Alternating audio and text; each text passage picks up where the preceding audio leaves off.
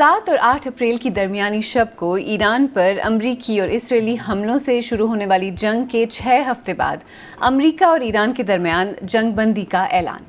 اس مشروط cease fire کا اعلان امریکی صدر ڈونلڈ ٹرمپ نے اپنے social media platform Truth Social پر ایک پوسٹ میں کیا۔ اس سے پہلے وہ اسی پلیٹ فارم پر ایرانی تہذیب کو مکمل طور پر تباہ کرنے کی بات کر چکے تھے۔ اس سیز فائر پر ایرانی وزیر خارجہ عباس عراقچی نے کہا کہ اگر ایران پر حملے بند کر دیے جائیں تو وہ جنگ بندی پر تیار ہے۔ جنگ کے دوران سویلین انفراسٹرکچر کو جانتے بوجھتے نشانہ بنانا وار کرائم یعنی جنگی جرائم کے زمرے میں آتا ہے۔ اس کے باوجود صدر ٹرمپ ہر دوسرے دن ایرانی پانی، بجلی کی فیسلٹیز، پلوں اور دیگر سویلین انفراسٹرکچر کو تباہ کرنے کی دھمکیاں دیتے رہے ہیں۔ They're going to have no bridges, they're going to have no power plants. Stone Ages, yeah. دیکھیں، اس بات میں کوئی شک نہیں کہ فوجی صلاحیت اور طاقت کے لحاظ سے دیکھا جائے تو ایران کا امریکہ سے کوئی مقابلہ نہیں۔ یہ بات بھی سچ ہے کہ امریکی اور اسرائیلی بمباری سے ایران کو شدید جانی اور مالی نقصانات کا سامنا کرنا پڑا، لیکن اس سب کے باوجود ایران نے ہتھیار نہیں ڈالے۔ انفیکٹ ایک پیٹرن سا دیکھنے میں آیا کہ جب بھی امریکہ اور اسرائیل نے ایرانی ریاست کو ختم کرنے کے لیے حالات کو ایسکلیٹ کیا، ایران نے اس کا سختی سے جواب دیا، یہاں تک کہ محدود فضائی صلاحیت کے باوجود 2 امریکی جنگی طیاروں کو مار گرایا۔ جہاں امریکہ اربوں ڈالر کے ہتھیار، warships, aircraft carriers, fighter jets استعمال کرتا رہا، تو وہیں ایران کے پاس نسبتاً سستے ڈرونز، خودکار ہتھیار اور میزائلز تھے۔ دونوں سائڈز کے درمیان ایسیمیٹری یعنی توازن کی کمی واضح ہے، اور ماہرین کہتے ہیں کہ اس کا فائدہ غیر متوقع طور پر کافی حد تک بظاہر ایران کو ہوا۔ ایک طرف اگر اس جنگ کی فوجی اور معاشی قیمت بڑھتی جا رہی تھی، وہیں انسانی اور سفارتی لحاظ سے بھی اس کے نتائج تباہ کن ثابت ہو رہے تھے۔ اس پس منظر میں آج سیربین میں کاسٹ آف وار یعنی اس جنگ کی قیمت کو اور اس کے مختلف پہلوؤں کو سمجھنے کی کوشش کریں گے۔ اس کے ساتھ ساتھ یہ بھی دیکھیں گے کہ اے سیمیٹرک وارفیئر آخر ہوتا کیا ہے اور ایران کو اس طرح کی غیر متناسب جنگ کا کس حد تک فائدہ ہوا۔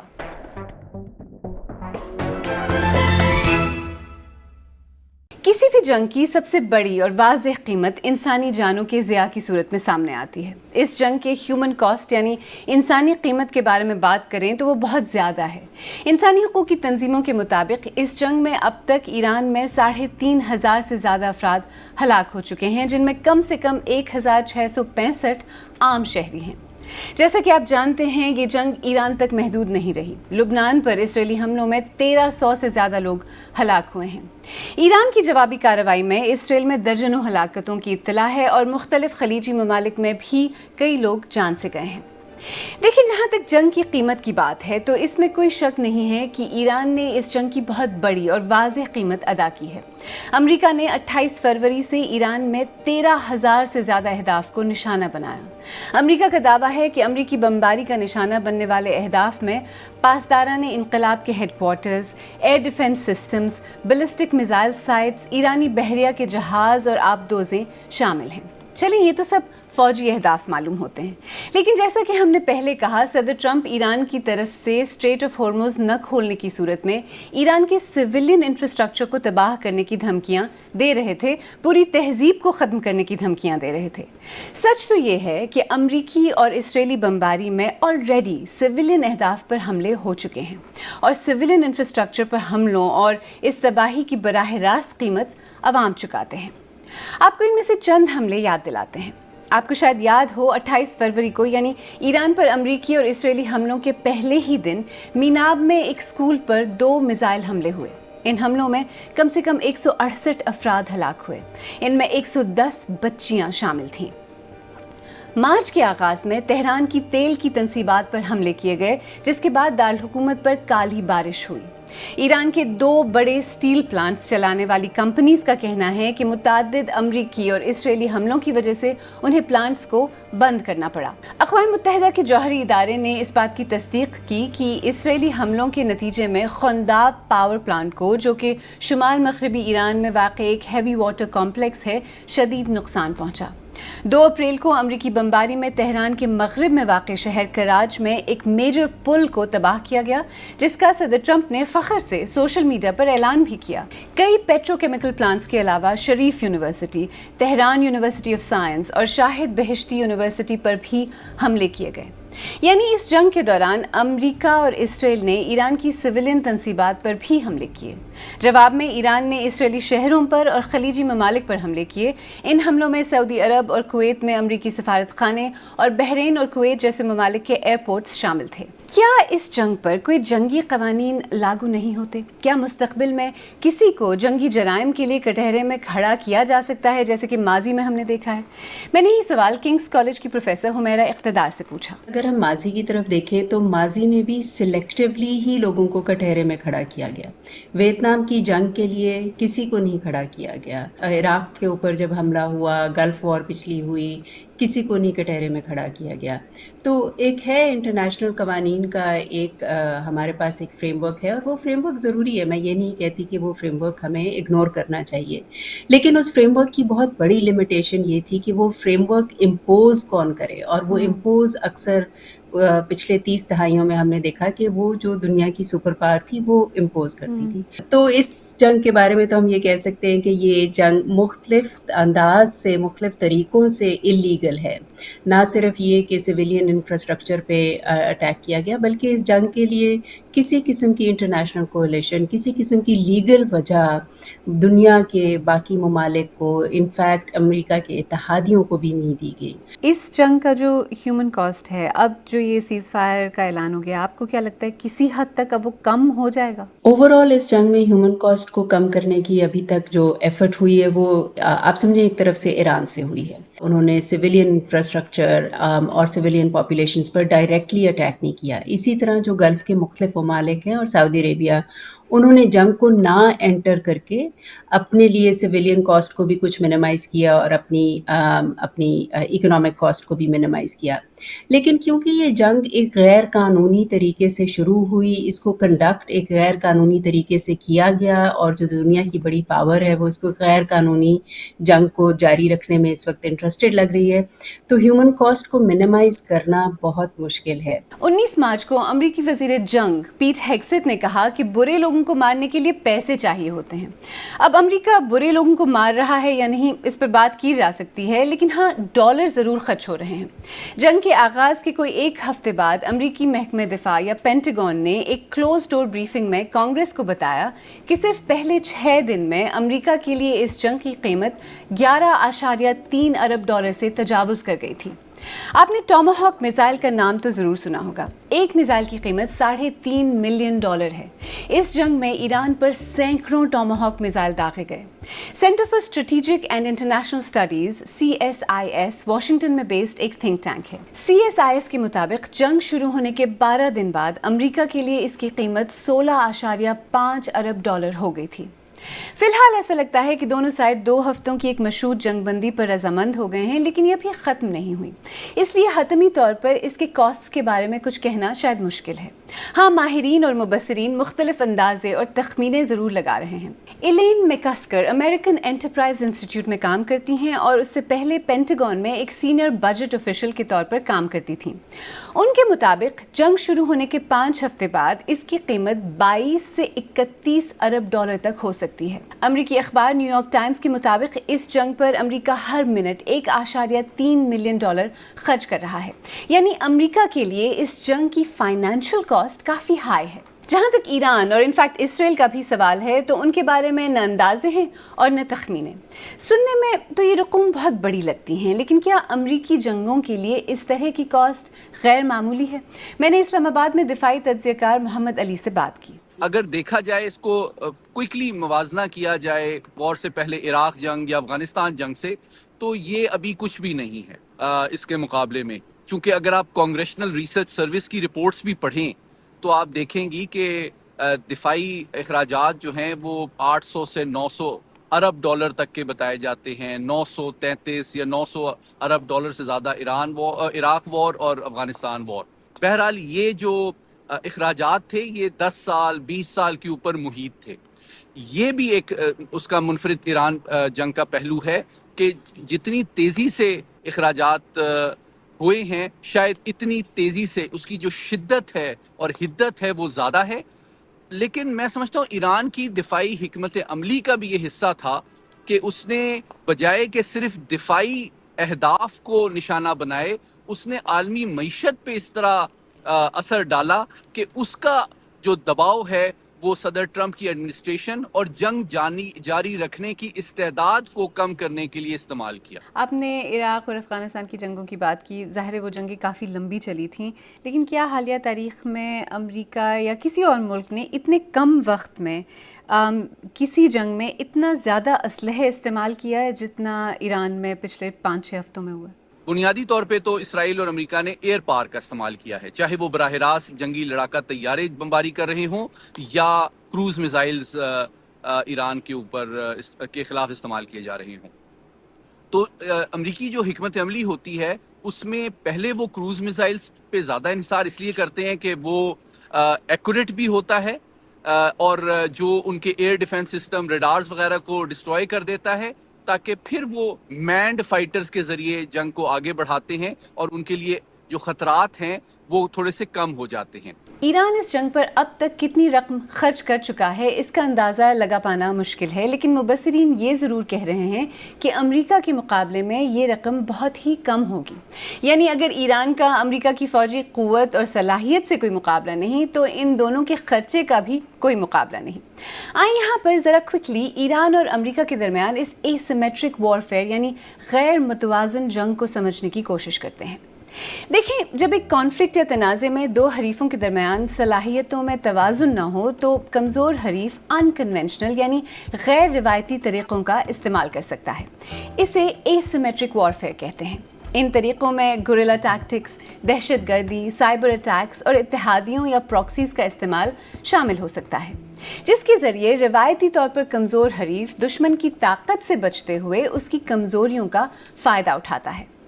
اس جنگ میں امریکہ اور اسرائیل ایران پر حملہ کرنے کے لیے اور ایران کی طرف سے حملوں کو روکنے کے لیے مہنگے ڈیفنس سسٹمز، میزائلز اور ڈرونز کا استعمال کرتے رہے ہیں. ایک میزائل لاکھوں ڈالر کا. دوسری طرف ایران کے شاہد ڈرونز ہیں جن کی قیمت 20 سے 35 ہزار ڈالر ہے. یعنی امریکہ کو 35 ہزار ڈالر کا حملہ روکنے کے لیے لاکھوں ڈالر خرچ کرنے پڑے. ماہرین کہتے ہیں کہ ایران کے اس غیر متوازن طریقہ کار کو ایک مؤثر سروائیول اور لیوریج میکانزم کے طور پر سمجھنے کی ضرورت ہے. یعنی اپنی بقا کو یقینی بنانا اور ساتھ ہی صورتحال سے فائدہ حاصل کرنا. اس اسٹریٹجی کے پیچھے ایران کا مقصد ایک واضح فتح یا علاقائی غلبہ نہیں بلکہ امریکہ کے لیے ایک طویل اور مہنگی جنگ کریٹ کرنا تھا. اس اے سیمیٹرک وارفیئر کے کئی پہلو دیکھنے میں آئے. شارٹ اور میڈیم رینج بیلسٹک میزائلز اور ڈرونز کے استعمال سے امریکہ اور اسرائیل کے انٹرسیپٹر سٹاک پائلز کو کم یا ختم کرنا، اسٹریٹ آف ہارموز کی بندش کے ذریعے عالمی معیشت پر بری طرح اثر انداز ہونا اور اسے ایک عالمی معاشی جنگ میں تبدیل کرنا، خطے میں لبنان، عراق اور یمن میں اپنے اتحادیوں کے ذریعے امریکہ اور اسرائیل کے لیے نئے مسائل پیدا کرنا. فی الحال تو جنگ بندی کا اعلان ہو گیا ہے، لیکن یہ سوال ذہن میں ضرور آتا ہے کہ ایران اس طرح کے اے سیمیٹرک وارفیئر کو کب تک سسٹین کر سکتا تھا.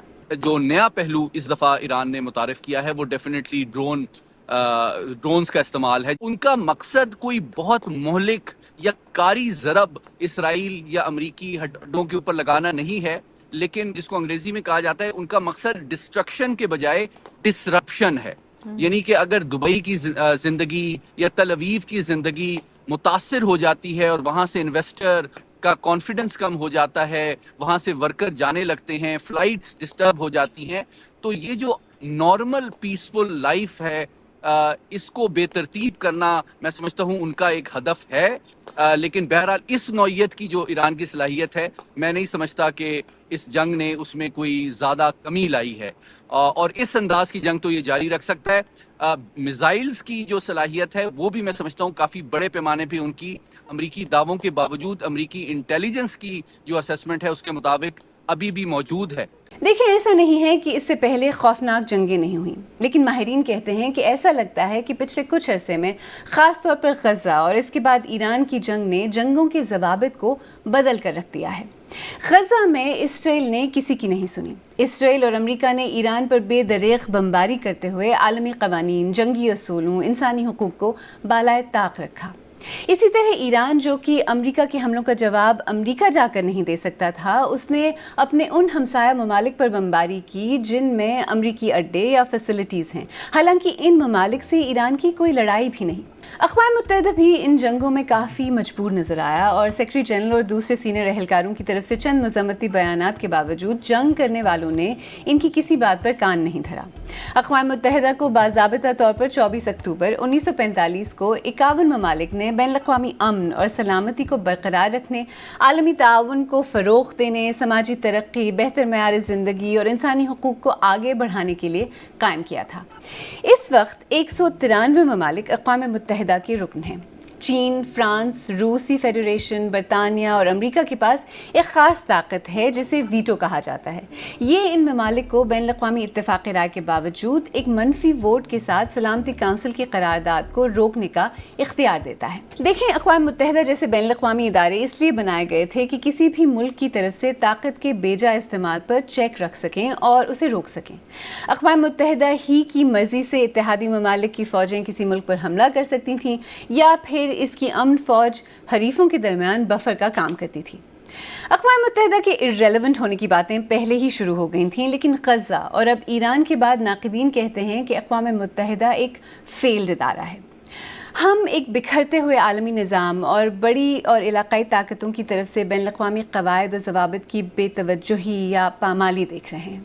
تو کیا اب سفارت کاری کسی نئی جہد کی طرف جا رہی ہے یا پھر اقوام متحدہ کی سلامتی کونسل جیسے اداروں پر کسی کو بھروسہ ہی نہیں رہا؟ یہ سٹرکچر تقریباً آپ سمجھیں کہ اگر ہم سمجھیں کہ 1940 سے بن رہا تھا، اس کی کچھ شکلیں بن رہی تھیں، تو اب تقریباً 80-90 سال کے بعد اس کی اب زندگی ختم ہوتی نظر آ رہی ہے۔ جو ہمیں نہیں نظر آ رہا وہ یہ ہے کہ اس کو ریپلیس کیا کرے گا، کیونکہ ابھی تک جو دوسری ایمرجنگ پاورز ہیں، مثلاً چائنا ان پرٹیکولر، انہوں نے کوئی الٹرنیٹیو فریم ورک ابھی تک پیش نہیں کیا۔ کچھ حوالے سے شی جن پنگ کی ایک پولیٹیکل تھاٹ پہ کچھ لوگوں نے ریسرچ کی ہے اور انہوں نے اس کے بارے میں یہ کہا ہے کہ شی جن پنگ ایک اینشنٹ کچھ چائنیز آئیڈیاز کو ریوائیو کرنا چاہتے ہیں اور وہ ایک نیا سسٹم آف نیو ایمپائرز جو ہیں جس میں کہ China will be the centre اور ایک کنگڈم آف ہیون اس طرح سے ایکسپینڈ کرے گی، لیکن اس کا ایگزیکٹلی فریم ورک کیا ہوگا اور اس میں یہ باقی ممالک کی کہاں کیا جگہ ہوگی اور وہ کس طرح سے پارٹیسپیٹ کریں گے، this is all not clear right now. جو یہ 5 ممالک ہیں جن کو ویٹو کا حق ہے اور ویٹو کا اختیار ہے،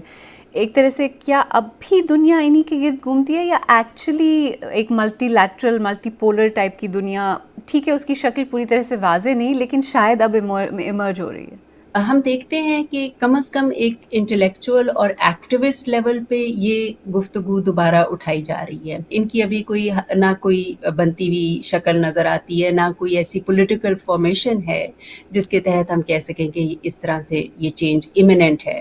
دیکھیں، یہ بات تو واضح ہے کہ دنیا بڑی تیزی سے بدل رہی ہے۔ یہ اب زیادہ فریگمنٹڈ یعنی علیحدہ علیحدہ اور ملٹی پولر یعنی کثیر القطبی ہوتی جا رہی ہے۔ امریکہ نیٹو سے علیحدہ ہونے کی باتیں کر رہا ہے، یورپی ممالک آپس کے اتحاد کو مزید مضبوط کرنے کی باتیں کر رہے ہیں اور مشرق وسطیٰ میں سعودی عرب جیسا ملک نیا فوجی اتحاد بنا چکا ہے۔ اس سال جنوری میں کینیڈا کے وزیر اعظم مارک کارنی نے ڈیووس میں اپنی تقریر میں اشارہ کیا تھا کہ اب وقت آ گیا ہے کہ مڈل پاورز یعنی درمیانی طاقتیں مل کر کام کریں تاکہ ایک زیادہ تعاون پر مبنی لچکدار دنیا کی تعمیر کی جا سکے۔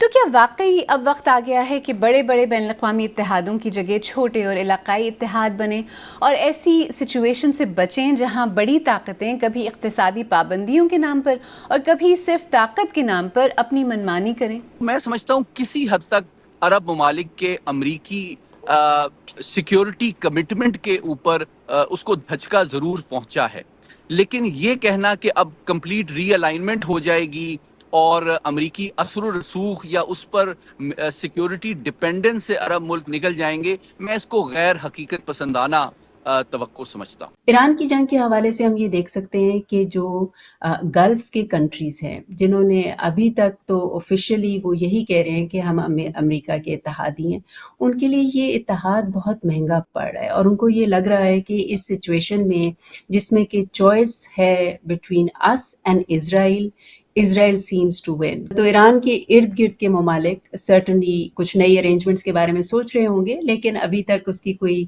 ऐसी बनती हुई शक्ल सामने नहीं नज़र आ रही। जो हमें नज़र आ रहा है वो ये है कि जो एग्जिस्टिंग रिलेशनशिप्स हैं वो कमज़ोर हो गई हैं, जो नई रिलेशनशिप्स हैं वो अभी बनने के प्रोसेस में हैं। देखें, ईरान पर इस अमरीकी और इसराइली जंग में निस्बतन करीब और कमज़ोर होने के बावजूद 6 हफ्तों की शदीद बमबारी, आला क़यादत के कत्ल और प्रेशर के बाद भी अमरीका और इसराइल ईरान को घुटने टेकने पर मजबूर नहीं कर सके। ईरान का शदीद नुकसान ज़रूर हुआ है, लेकिन न तो ईरान में रजीम चेंज हुई है और न ही ईरान ने किसी भी पॉइंट पर सरेंडर किया। यानी इस जंग से बड़ी ताकतों की लिमिटेशंस और एसिमेट्रिक वॉरफेयर की अहमियत खुलकर सामने आई। और जहां तक कॉस्ट ऑफ वॉर यानी इस जंग की कीमत या नुकसान का सवाल है, तो जानी और माली नुकसान तो वाज़ेह है, लेकिन इस जंग का शिकार वो रूल्स बेस्ड आलमी निज़ाम भी है जो शायद दूसरी आलमी जंग के बाद बना था और जो पिछले कुछ अरसे में बतदरीज डैमेज होता रहा है। मुबस्सिरीन कहते हैं कि सदर ट्रंप कानूनी और इखलाकी हदों पर ज़्यादा तवज्जो नहीं देते और फिलहाल ऐसा लगता है कि वो ईरानी तहजीब को ख़त्म करने की धमकी से पीछे ज़रूर हट गए हैं। लेकिन माहिरीन के मुताबिक अगर 2 हफ्ते की जंगबंदी का नतीजा मुस्तकिल अमन की सूरत में भी निकलता है, उस सूरत में भी ईरान की जंग और ट्रंप के हालिया बयानात ने आलमी सतह पर अमरीकी साख और इमेज को ज़रूर मुतासिर किया है।